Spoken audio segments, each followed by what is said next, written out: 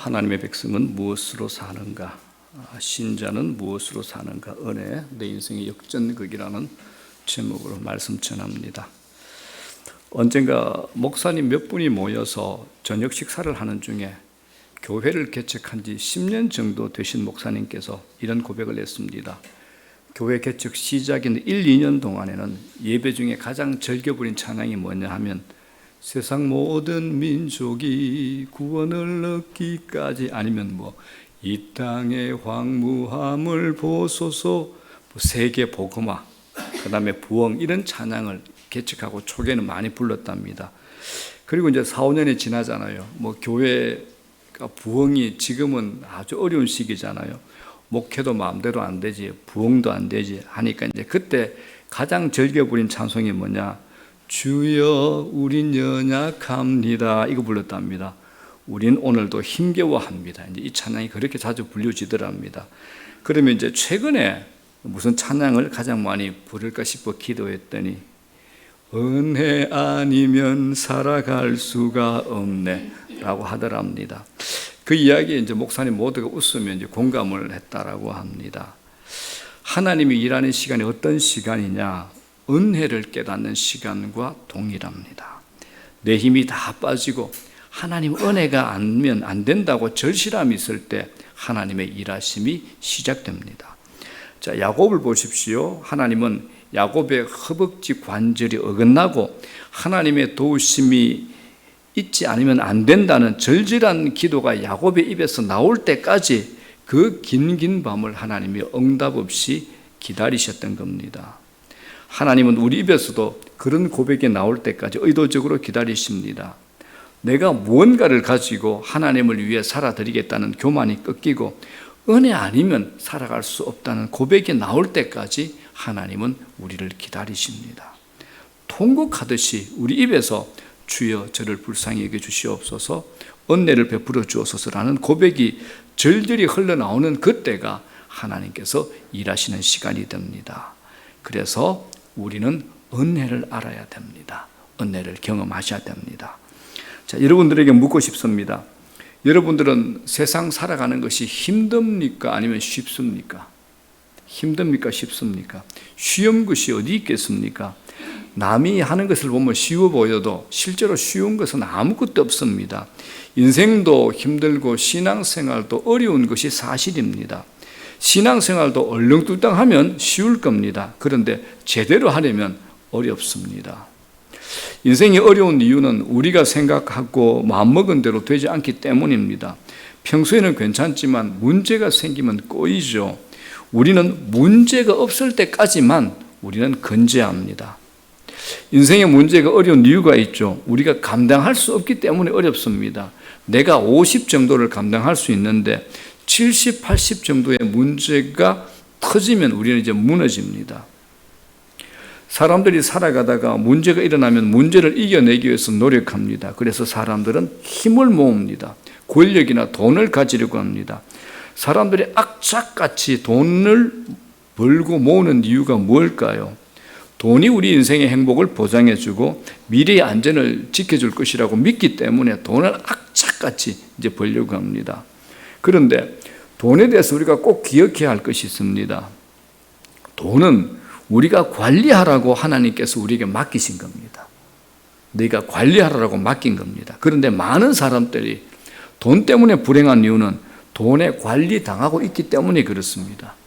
여러분은 돈을 관리하고 있습니까? 아니면 돈으로부터 관리를 당하고 있습니까?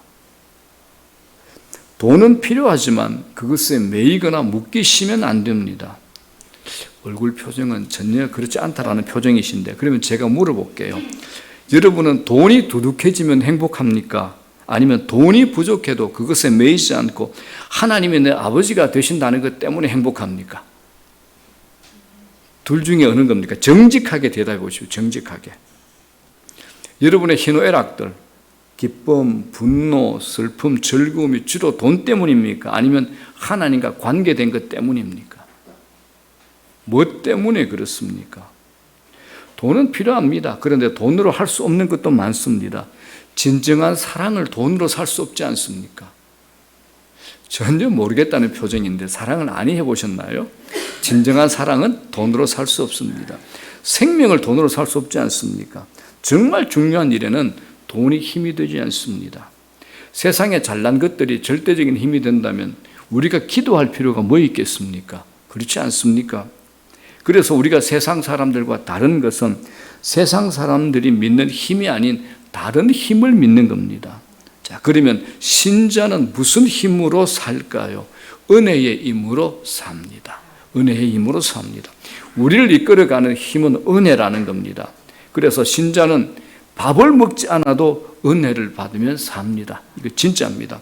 은혜를 경험하고 아는 분들은 이 말의 의미를 압니다. 밥 먹지 않아도 돼요. 은혜면 충분합니다. 라고 고백을 합니다. 신자는 모든 것을 다 갖추고 부족함이 없다고 하더라도 은혜가 없으면 힘이 다 빠져버립니다. 물고기가 물을 떠나서 살 수 없는 것처럼 신자는 하나님의 은혜를 떠나서 살 수가 없습니다. 그래서 은혜를 받은 사람들은 은혜가 있는 곳으로 늘 갑니다. 다른 사람들이랑 말려도 은혜가 있는 곳이라면 어디든지 가게 됩니다. 은혜에는 가공할 만한 힘이 있습니다. 그래서 제가 오늘은 은혜가 얼마나 강력한 힘을 가지고 있는가를 성경을 통해서 여러분들에게 말씀을 드리고자 합니다. 그래서 여러분들이 은혜를 사모하시고 늘 은혜가 충만할 수 있으면 좋겠습니다. 오늘 본문은 사도 바울이 마게도냐 교회들에게 일어난 일을 고린도 교회에 들려주는 이야기입니다. 고린도 교회는 본부 교회인 예루살렘 교회가 어려움에 처해 있다는 소식을 듣게 됩니다. 그래서 예루살렘 교회를 돕기 위해서 헌금을 해야 되는데 바울이 고린도 교회에 자극을 주기 위해서 마게도냐 교회들에서 일어났던 일들에 대해서 이제 얘기를 해주는 겁니다. 자, 본문 1절을 볼게요. 오늘 본문에 보게 되면 1절에서 9절까지 은혜라는 얘기가 5번 나오는데 자, 1절 한번 볼게요. 1절 시작. 형제들아, 하나님께서 마게도냐 교회들에게 주신 은혜를 우리가 너희에게 알리노니라고 기록되어 있습니다. 바울은 마게도냐 교회들의 얘기를 통해서 고린도 교회 성도들에게 하나님의 은혜가 무엇인지 이걸 알려주고 싶은 겁니다. 본문의 내용이 헌금에 대한 내용이 나오는데 헌금에 대한 이야기 같지만 헌금에 대해서 이야기하려는 것이 아닙니다. 하나님이 주신 은혜가 얼마나 놀라운 것이고 은혜가 어떤 역사를 일으키는가 이걸 설명하고 있다라는 겁니다. 자, 그래서 은혜로 인해서 어떤 일이 일어났는가 우리가 살펴볼 필요가 있습니다. 자, 첫 번째입니다. 하나님의 은혜는 넉넉하고 풍성하고 우리를 부유하게 합니다. 하나님 은혜입니다. 자, 2절 보겠습니다. 시작. 환난의 많은 시련 가운데서 그들의 넘치는 기쁨과 극심한 가난이 그들의 풍성한 연보를 넘치도록 하게 하였느니라. 이렇게 기록하고 있습니다. 자, 마게도냐 교회들의 행위는 하나의 역사를 보여줍니다. 본문이 이렇죠. 환난의 많은 시련 가운데서 그들의 넘치는 기쁨이 아니고 그들의 넘치는 슬픔이라 해야 많습니다. 그렇죠? 환난의 많은 시련, 환난과 많은 시련, 이건 흘러 넘치는 슬픔이지 기쁨이 아닙니다. 그런데 본문은 뭐라 그럽니까? 환난의 많은 시련 가운데서 그들의 넘치는 기쁨이라고 말하고 있습니다. 또 뒤에 보면 이런 문장이 있죠. 극심한 가난이 많은 도움과 구제를 받게 하였다라고 해야 됩니다. 그런데 극심한 가난에도 불구하고 저희들은 풍성한 헌금을 연보를 넘치도록 했다. 이렇게 역설적으로 말하고 있는 겁니다. 이건 상황적으로 이해할 수 없는 말이 됩니다. 무엇을 설명할 수 있는가? 은혜입니다. 은혜로밖에 설명할 수 없는 삶이 바로 마게도냐 교회들의 모습이라는 겁니다. 마치 한국 교회사 속에서 복음이 전거되었던 초기의 이야기들을 우리에게 떠올리게 합니다. 우리나라가 일제 탄압 속에서도 한국 교회는 중국에 선교사를 파송했습니다. 일제 탄압, 일제 강점기에도 우리나라는 한국 교회는 중국에 선교사를 파송했습니다. 이를 위해서 부지런히 헌금했고 그 가난한 한국 교회를 가지고 부지런히 교회들이 헌금을 했습니다. 또 6.25 동란, 우리나라가 처참했잖아요. 6.25 동란이 끝난 지 2년도 되지 않아가지고 폐허 속에 있는 교회들이 태국에 선교사를 파송하던 교회가 바로 우리 한국 교회가 됩니다. 오늘 본문도 똑같습니다. 마게도냐 교회 사람들은 자신도 추스리기 힘든 상황입니다. 그런데 그들은 시련 가운데서 슬퍼한 것이 아니라 기뻐했다라고 합니다.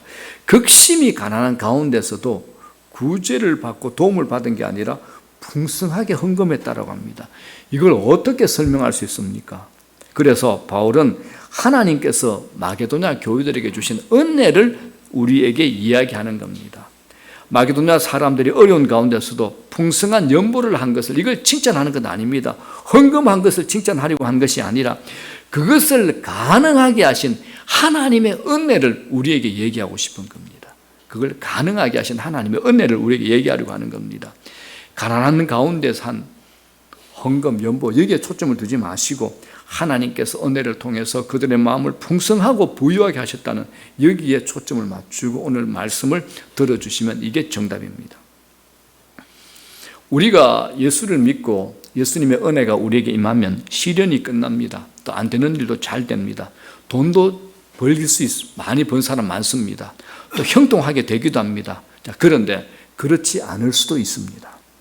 그러나 확실한 거 있습니다. 하나님의 은혜가 임하면 우리 마음이 풍성해진다는 겁니다. 마음이 넓어지고 넉넉해진다는 겁니다.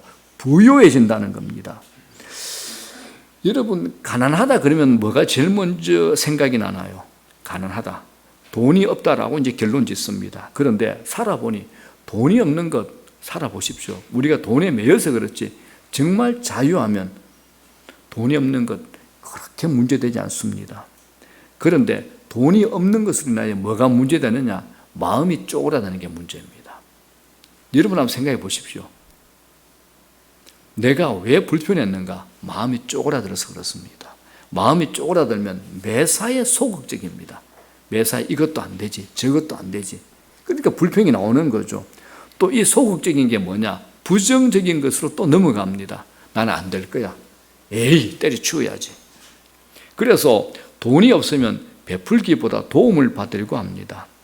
왜 나를 도와주지 않나? 왜 내게 신경 쓰지 않나? 라고 원망하고 불평하게 됩니다. 그런데 하나님의 은혜가 임하면 그 마음이 그렇지 않게 되는 겁니다. 내 형편과 내 처지에 짓눌르지 않고 오히려 더 연약한 사람들이 내 눈에 들어오는 마음의 여유, 마음의 여백이 생기더라는 겁니다. 여러분, 몇십 년 전에 우리나라가 굉장히 어려웠잖아요. 지금은 뭐 우리나라가 아주 잘 살죠. 몇십 년 전에 우리나라가 정말 어려웠잖아요. 그런데 그때 신앙생활하는 사람들, 예수 믿는 사람들은, 은혜를 받은 사람은 농사를 지어도 추수를 다 하지 않았다라고 합니다. 하나님께서 은혜를 주셨기 때문에 추수를 대충 했답니다. 왜? 가난한 사람들에게 남은 것 가져가라는 겁니다. 남은 것 가져가라는 겁니다. 하나님이 은혜를 주시기 때문에 여유가 있습니다. 마음이 달라지더라는 겁니다. 여러분, 은혜를 받아보십시오. 돈이 아무리 많아도 원망이 있는 사람 원망이 있습니다. 그런데 은혜를 받으면 우리 안에 원망이 사라지고 감사가 넘칩니다. 삶이 힘든데 기쁨이 일어납니다. 시련 가운데 기쁨이 사라지지 않습니다. 이걸 뭐라 그러냐? 은혜라 그럽니다. 은혜는 오늘의 상황이 힘들어도 기쁨을 갖게 합니다. 이유를 알 수 없어요. 그냥 기쁩니다. 사람들은 우리를 보고 이상하게 생각합니다. 그런데 이게 은혜의 힘입니다. 하나님께서 우리에게 주시는 겁니다. 자, 고린도 후서 6장 13절 보십시오. 사도 바울이 고린도 교회를 향해서 이런 말을 합시다.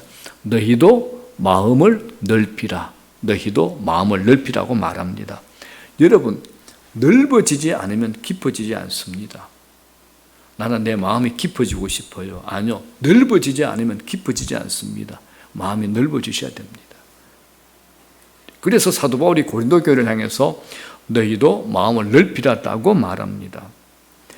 여러분, 은혜가 떨어지면 인간관계도 까칠해집니다. 매사에 그냥 넘어가지 않습니다. 가족인데 별것 아닌 것에 까칠하게 대하고 싸웁니다. 거칠어지요. 부딪힙니다. 분노합니다. 은혜가 없어서 그렇습니다.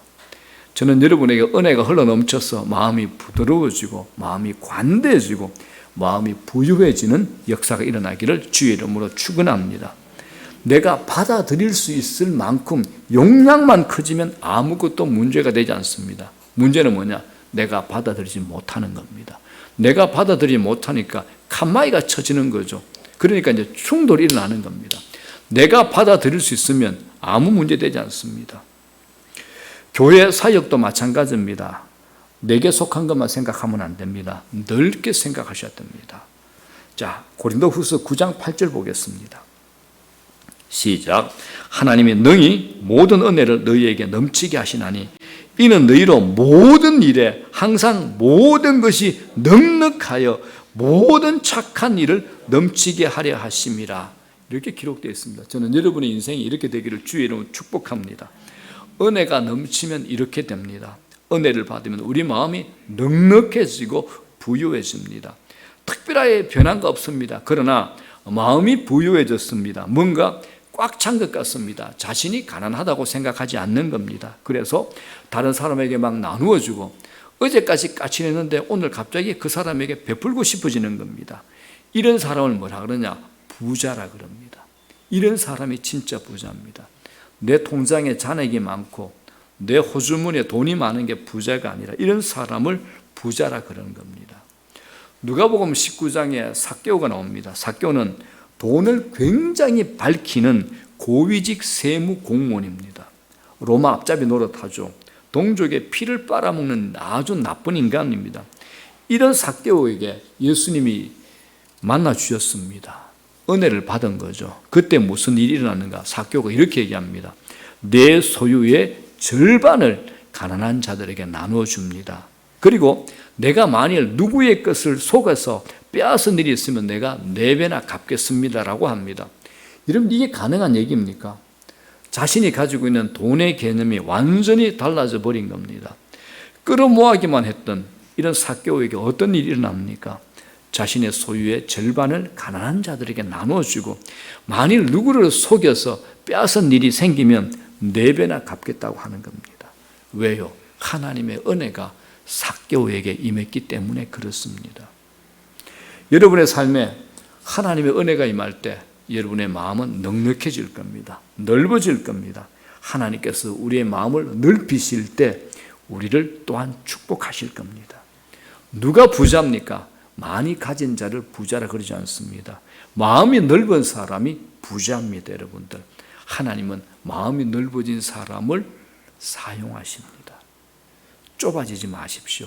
넓어지고 넉넉해지고 부유해지고 풍성해지시기를 주의 이름으로 축복합니다.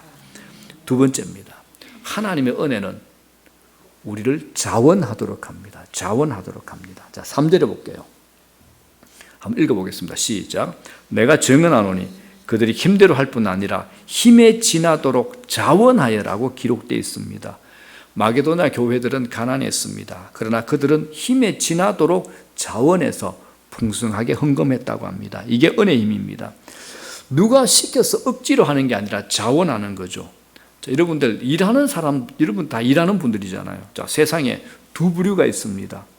겉으로 보기에는 열심히 하는 것 같은데 억지로 하는 사람이 있습니다. 그죠? 어떤 공동체든지. 먹고 살기 위해서 할 수 없이 하지 않을 수 없으니까 하는 사람이 있죠. 그러나 그 일을 하는 이유를 알고 기쁨으로 하는 사람이 있습니다. 이 두 사람은 같은 일을 하더라도 전혀 다릅니다. 이게 자원의 힘입니다. 우리가 자원함으로 하나님이 일을 하게 될 때 우리 삶에 기적과 역사가 일어납니다. 뭐냐? 저는 이렇게 표현합니다. 우리 삶에 불이 붙습니다. 자원하는 마음이 일어나는 것, 이걸 은혜라 그럽니다. 자, 시편 51편 12절 볼게요. 다윗이 이렇게 고백합니다. 주의 구원의 즐거움을 내게 회복시켜 주시고 자원하는 심령을 주사 나를 붙드시고라고 얘기합니다. 다윗은 구원의 즐거움, 자원하는 심령을 하나님께 달라고 기도하고 있습니다. 여러분, 구원의 즐거움 안에서 자원하는 심령이 나옵니다. 다윗의 삶을 이끌었던 힘이 여기에 있습니다. 자, 다윗이 죄를 짓고 나니까 이 두 가지가 사라져 버린 겁니다. 그래서 시편 51편을 보게 되면 다윗이 하나님 앞에 간절히 회개하고 난 후에 죄로 인해서 잃어버렸던 두 가지를 구합니다. 하나님, 내가 왕이거든요. 내 왕의 자리를 뺏어가지 마십시오. 내가 굉장히 부자예요. 이 보물을 하나님, 내가 그대로 가질 수 있도록 해주십시오. 내 가족들 지켜주십시오. 이렇게 기도하지 않았습니다. 딱 두 가지입니다. 내게 구원의 즐거움을 회복시켜 주십시오. 여러분, 이상하지 않습니까? 신기하지 않습니까? 내 재산 지켜달라고, 내 목숨 지켜달라고, 내 이 자리, 내 왕의 이 자리 지켜달라고 기도하지 않았습니다. 다윗은 뭐 했습니까? 구원의 즐거움 회복시켜달라고 했습니다. 먼저. 그리고 뭐라 그럽니까? 자원하는 심령을 달라고 했던 겁니다. 여러분, 이게 하나님께서 우리에게 주시는 복입니다. 저는 여러분들에게서 억지로 하는 것들이 다 떠나가기를 여러분들에게 간절히 소망합니다. 어떤 목사님의 사모님이 결혼할 때 받은 모든 귀금속을 교회 건축할 때 전부 팔아버려서 변변한 반지가 하나 없었다라고 합니다. 목사님께서 그것이 늘 미안하고 안타까워서 언젠가 이제 아주 비싼 가방, 명품 가방을 하나 정말 목사님께서 비자금 다 들어서 선물했답니다. 근데 목사 사모가 비싼 가방을 들고 다닐 수가 없잖아요. 그죠? 못 들고 다닙니다. 교인들 시험 드니까. 무려 이제 7, 8년 동안 밖에 들고 나가지 못해 이제 집에 모시만 놓았는데 사모의 말이 기가 막힙니다. 이상하게도 그날부터 좋은 가방을 들고 다니는 사람에 대한 부러움이 사라지더랍니다. 좋은 가방을 볼 때마다 나도 있다라고 생각하니까 전혀 부럽지가 않더라는 겁니다. 여러분, 이 이야기는 저희 집 이야기가 절대 아닙니다. 이게 이제 무엇을 말하느냐 하면 큰 만족이 작은 불만족들을 모두 이기게 하더라는 겁니다. 큰 만족은 작은 불만족을 전부 이기게 합니다. 큰 만족을 맛본 사람은요, 작은 불만족에 연연하지 않습니다. 그래서 제가 이렇게 기도하잖아요. 하나님, 제 평생의 소원이 있습니다. 하나님 외에 전부 다 시시하게 해주십시오. 이게 제 진실한 기도 고백입니다. 여러분, 우리 인생에서 가장 큰 만족이 뭘까요? 우리가 하나님께 받은 은혜 중에 가장 큰 은혜는 뭐냐? 구원의 은혜입니다. 여러분, 구원의 즐거움이 있나요? 구원의 기쁨을 가지고 있습니까? 구원에 행복하십니까? 이 큰 은혜를 능가할 은혜는 없습니다. 구원의 은혜의 기쁨을 맛본 사람은 언제라도 자발적으로 기쁨으로 헌신하게 되더라는 겁니다. 우리 교회, 우리 또 셀 공동체, 이걸 움직이는 힘이 뭡니까? 자발적인 헌신입니다. 무엇을 하든지 어쩔 수 없어서 하는 것이 아니라 내가 좋아서 기꺼이 하는 겁니다. 자원하는 마음이 없어 억지로 하는 것은 한계가 있습니다. 절대 오래가지 못합니다. 자발적 헌신이 있어야 됩니다. 자원하는 심령이 흘러나와서 헌신하게 될 때 하나님이 우리 인생 받으시고 거기에서 기적이 일어나고 놀라운 열매가 맺히게 되는 겁니다. 교회가 가만히 있으면 아무 일도 일어나지 않습니다. 그런데 무슨 일을 하려고 하면 사고가 생길 때가 있습니다. 왜 그런지 아십니까? 은혜를 받기 전에 먼저 일하려고 하기 때문에 그렇습니다. 은혜를 받기 전에 먼저 일하려고 하기 때문에 그렇다라는 겁니다. 아직 은혜가 주어지지 않았는데, 아직 은혜가 없는데 일을 하려고 하니까 사고가 발생합니다. 그래서 여러분들 금요 기도에 나오셔야 됩니다. 특세할 때 나오셔서 기도하셔야 됩니다. 은혜 받으시라는 겁니다. 여러분 계획, 하나님께 이런 비전이 있습니다. 목사님 이런 거 하고 싶은데요. 아무 필요 없습니다. 먼저 은혜 받으십시오. 은혜 받으시고 하십시오. 잡음 안 생깁니다. 문제 안 생깁니다. 기도 자리에 나오셔야 됩니다, 여러분. 기도하셔야 돼요.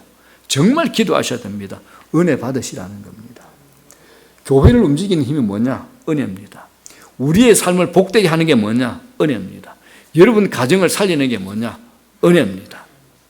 여러분들의 자녀 살리는 게 뭐냐? 하나님 은혜입니다. 여러분이 하고 있는 관계, 여러분들이 하고 있는 사업에 그걸 살릴 수 있는 게 뭐냐? 은혜입니다, 여러분. 은혜를 받고 시작하시라는 겁니다. 정말 귀한 일을 하고 있는데 기쁨이 없고 원망과 불평이 있는 사람은 은혜를 받아야 됩니다. 자, 고린도후서 9장 7절 볼게요.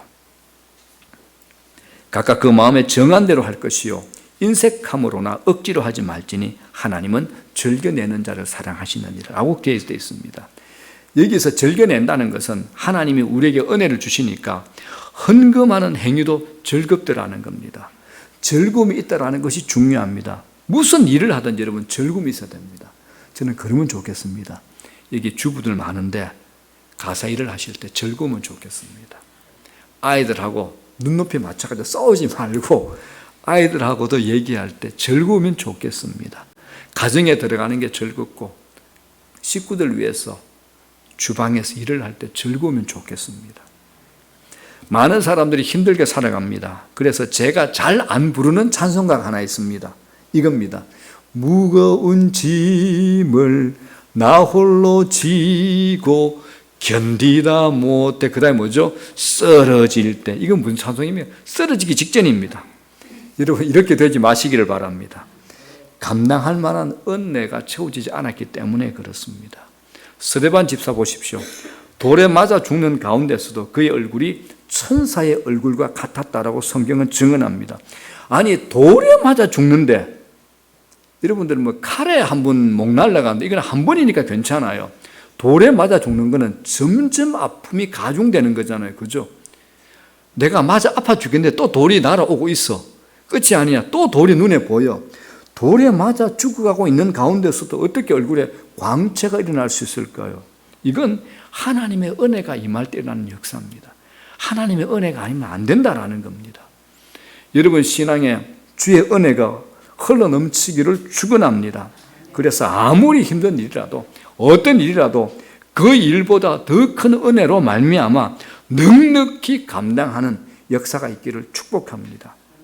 여러분 인생 힘듭니다. 그런데 그 힘든 것을 능가하는 게 뭐냐? 하나님의 은혜입니다. 하나님의 은혜입니다. 자, 세 번째입니다.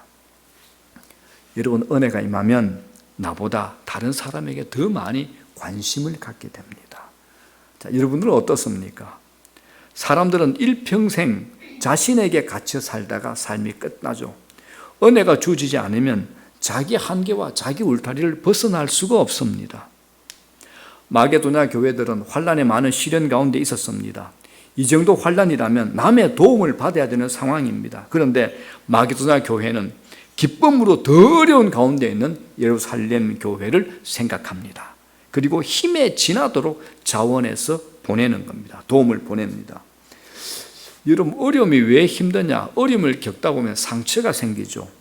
어려움을 많이 겪으면 내면에 상처가 생기고 마음에 병이 듭니다. 그렇게 되면 여유로움이 사라져요.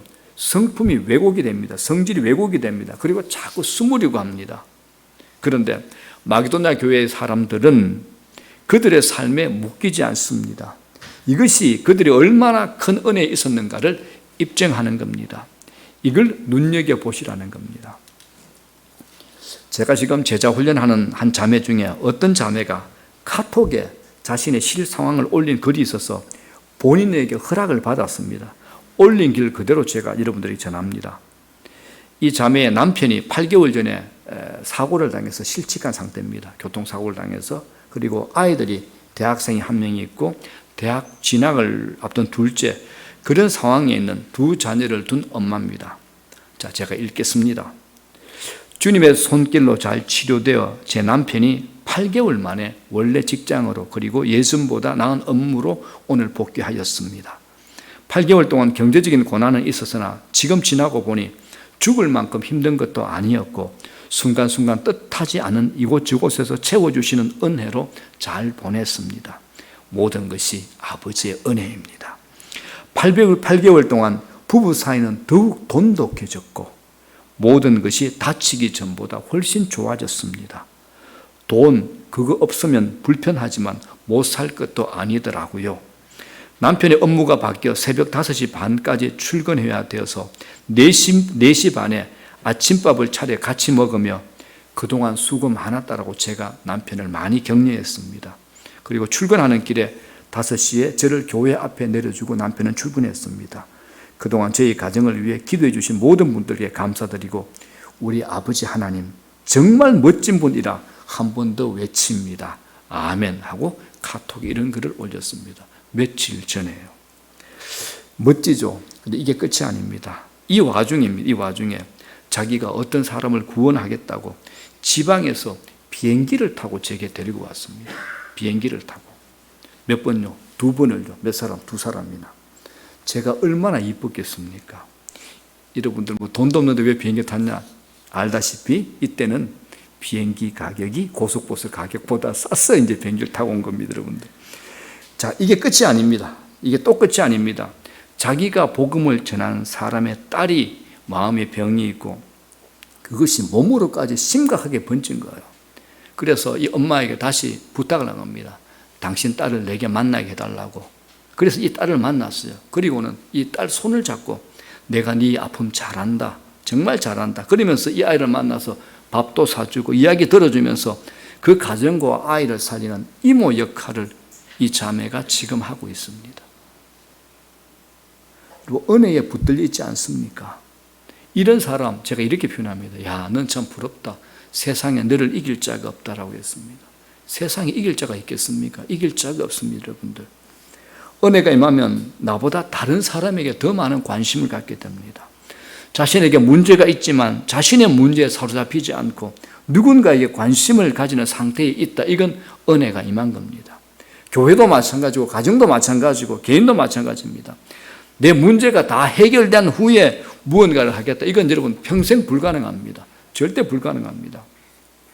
인간적으로 보기에는 문제가 있음에도 불구하고 다른 사람을 부유하게 하고 다른 사람을 살리고 다른 사람을 복되게 하는 일에 삶을 드리는 것, 그 자체가 복이라는 겁니다.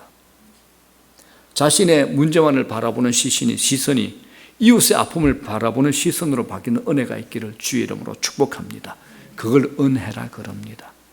하나님의 은혜는 우리로 하여금 자기만의 세계에 붙들려 있지 않게 하고 자기만의 세계를 뛰어넘어서 다른 사람을 부유하게 하는 자로 살아가도록 이끌어 주십니다. 이게 복된 인생입니다. 은혜가 넘칠수록 우리의 관심은 다른 사람에게로 갑니다.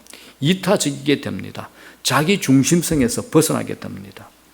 우리는 하나님의 축복과 은혜를 많이 받았습니다. 힘들다고 어렵다고 하지만 여러분, 사실 대한민국의 도시에 사는 정도라면 보통으로 사는 것 아닙니다.